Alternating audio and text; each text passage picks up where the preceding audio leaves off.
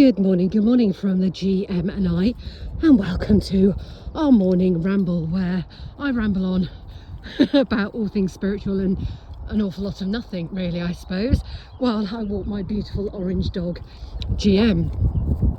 Now this morning I wanted to talk about something that occurred yesterday. A picture popped up on my social medias of somebody and I was like, ew.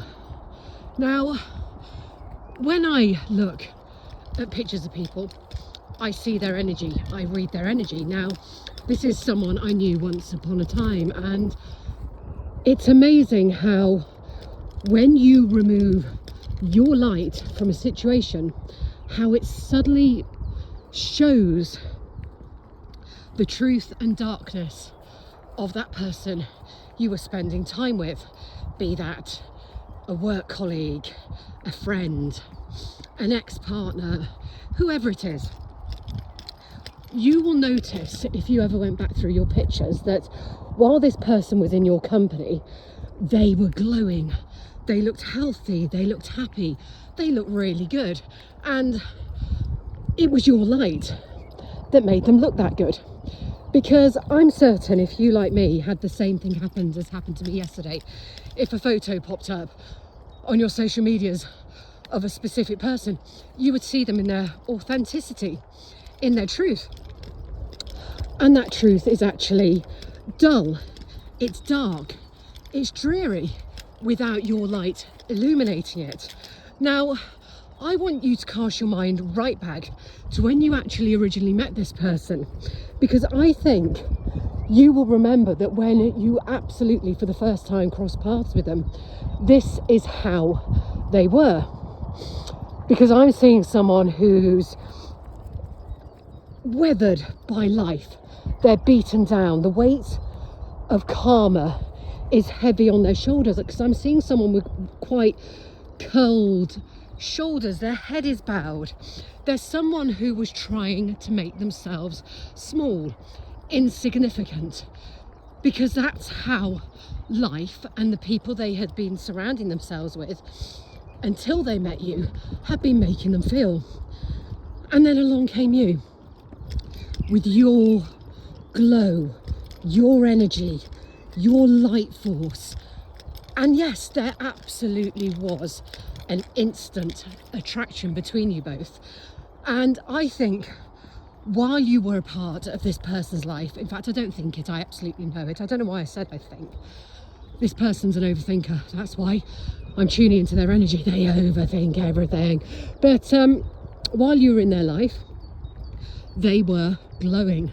They were happy. They were effervescent. They had a zest for life that they had never had before.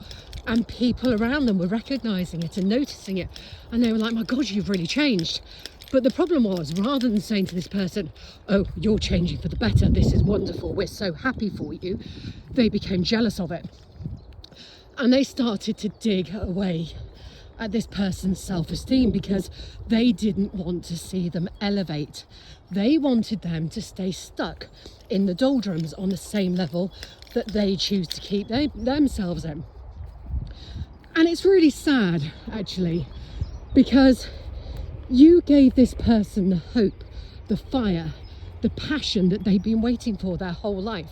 They had prayed for someone like you to come into their life and change it, to be that driving force, that energy to give them the passion to be a better person, because they were painfully aware of their inadequacies.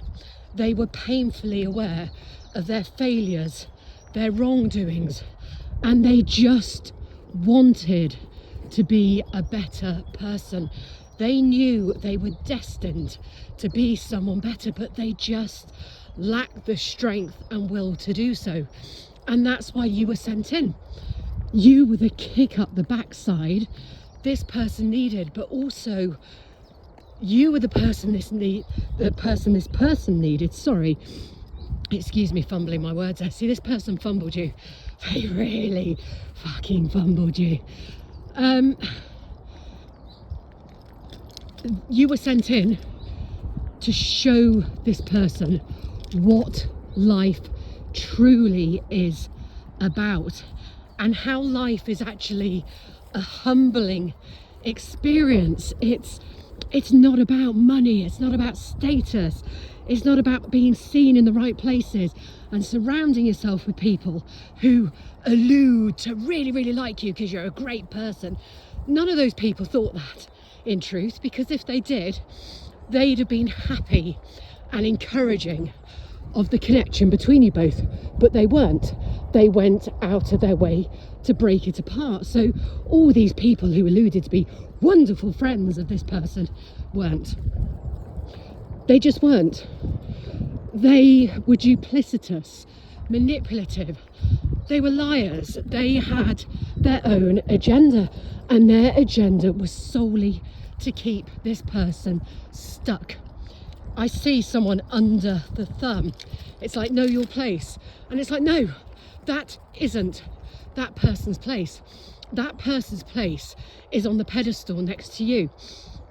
But until they can awaken once more to that truth, they are going to stay stuck under this thumb. When I said the word suck there, sorry, but I am actually going to go in and say that is a euphemism. There's something about sucking, sorry, that relates between the both of you. My bad, you know what I'm talking about, but we won't go into that any further. I was about to say deeper, and that would have just dug me an even bigger hole. And there, I've done it again. It's going downhill rapidly this morning. So look, this person, full moon, justice, judgment, truths being revealed. This person has had a revelation, and that revelation is that they aren't who they are allowing themselves to believe. They aren't like these other people, and it's high time this realization had come in, because these other people have suffocated and drained this person of their life force for their own agendas and purposes for so long. This person now, I want to call them a sad sack. I don't know if you ever knew about the Raggy Dolls. It was a programme in the UK back in, I guess, the late 80s and early 90s. And it was about rag dolls in a factory who'd been rejected because they were imperfect.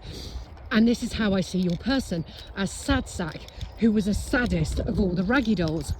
Because sad sack just knew that he had no place in this world, because that's the way it was being projected upon him. And this is exactly how your person feels.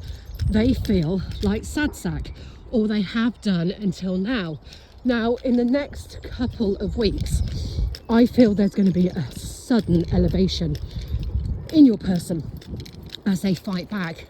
They're no longer sad sack. They're fighting back bull sack, because that's what they're finding.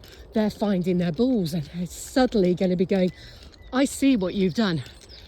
I see what you've said, and I'm calling it. And all the people around them are going to be like, no, no, no, no, no. And they're going to be like, actually, yes, yes. And you know what? I want nothing to do with you. You're dead to me. And this person is going to be blocking people. They're going to be cutting people out of their life. And with each person they cut out, they're going to see how quickly their life changes for the better, and how their energy, their joie de vivre, and their joy and their spark begins to return. With every thought they have about you, and each person they cut off, and the closer they feel they can get to you, the stronger, more energetic, and the more life force will return to them.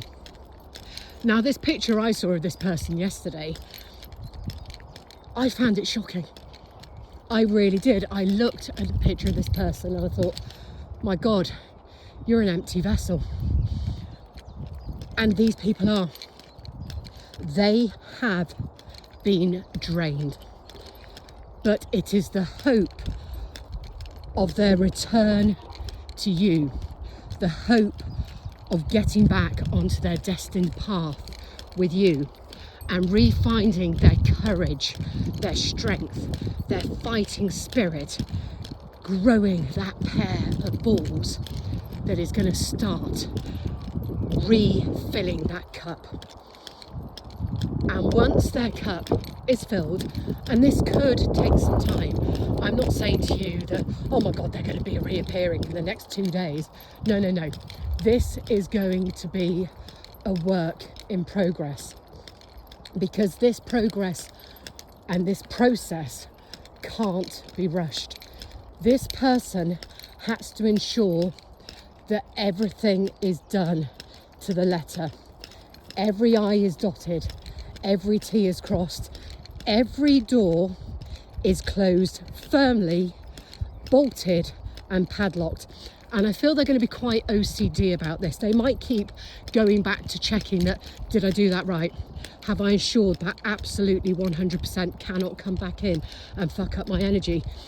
So I think I actually said the other day, this could come into alignment around October, November time, because this person has an awful lot of shitty people to clear out of their lives.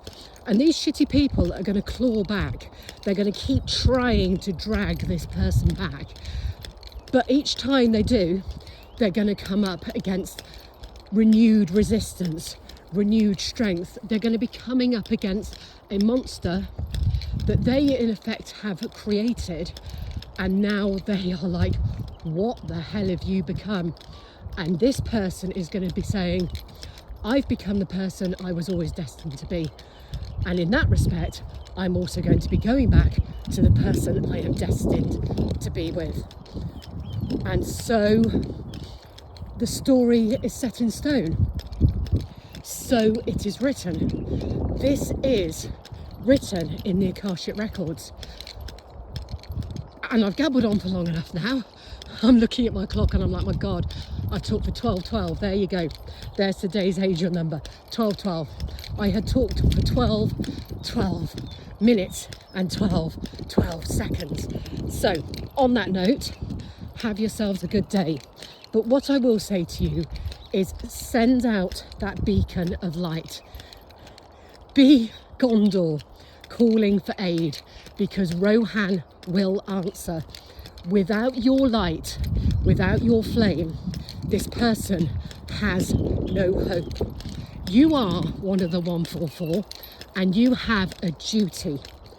It is your duty to ensure that none of the 144 gets left behind. So you have to put any grievance you may still hold for this person to the side. You have to let that go. You have to let forgiveness flow, because no one gets left behind.